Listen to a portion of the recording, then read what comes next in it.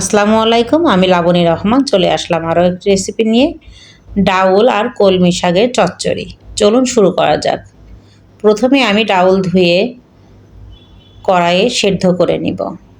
ডাউলে বলক চলে আসলে এর মধ্যে আমি কাঁচামরিচ কুচি দিয়ে দেব। তারপরে একে একে মশলা অ্যাড করে দেব। খুব বেশি মশলা দেবো না, সামান্য সামান্য পরিমাণ মশলা দিব আমি।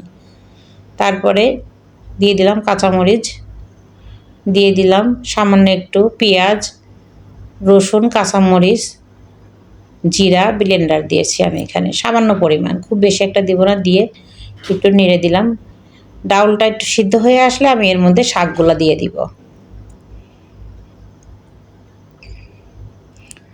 ধুয়ে রাখা শাকগুলো দিয়ে দিয়েছি। শাকগুলো নেড়ে চেড়ে আমি ঢাকনা দিয়ে ঢেকে দিব। শাকগুলো সিদ্ধ হয়ে আসলে আমি আবার ফোড়নে দিয়ে দিব। এখানে দিয়ে দিলাম পেঁয়াজ আর রসুন কুচি। এটা বাদামি রং হয়ে আসলে আমি এর মধ্যে ফোড়নের জন্য জিরা দিয়ে দেবো সামান্য পরিমাণ। ডাউলগুলো আমি আর শাকগুলো আমি ঘুটনি দিয়ে একটু ঘুটে নিয়েছি।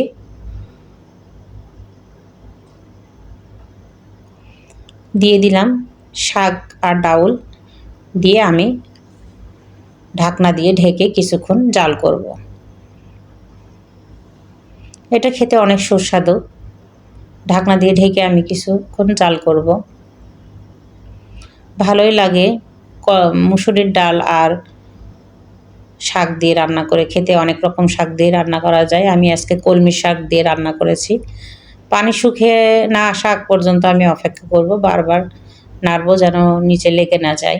আমি এখানে সামান্য পরিমাণ একটু হলুদও দিয়েছি।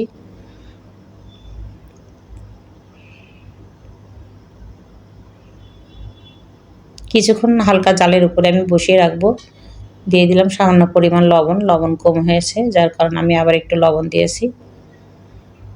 এখানে পানি বেশি একটা রাখবো না, শুকনা শুকনো মতো করবো, গামাখা গামাখা। পানি শুকিয়ে গেছে, আমি নামিয়ে ফেলেছি। গরম গরম ভাতের সাথে খেতে অনেক ভালো লাগে, রুটির সাথে খেতেও ভালো লাগে। আমার রান্নাটি যদি আপনাদের ভালো লেগে থাকে তাহলে like, comment, share and subscribe করে দিবেন। ভালো থাকুন, সুস্থ থাকুন। আল্লাহ হাফেজ।